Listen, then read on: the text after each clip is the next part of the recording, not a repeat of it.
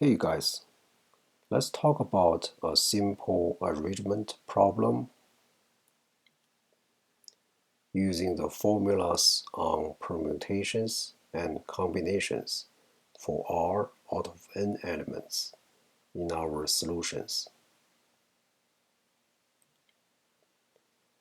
In our first solution, we can choose one common course out of the four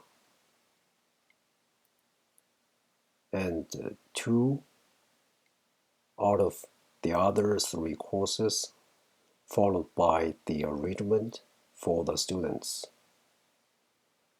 Since both steps contribute partially to the final result, let's multiply them to get the result.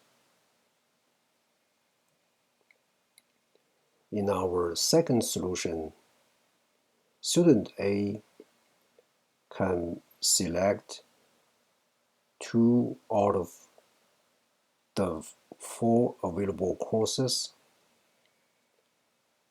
and student B can register for one out of the two courses which student A has already selected, and the other one out of the two courses which student A has not selected, to make sure that they share exactly one common course.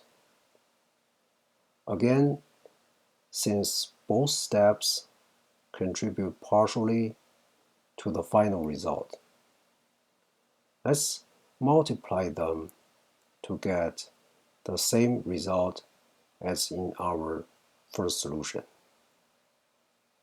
Alright guys, that's the end. Thanks for attention. I'll see you in the next video.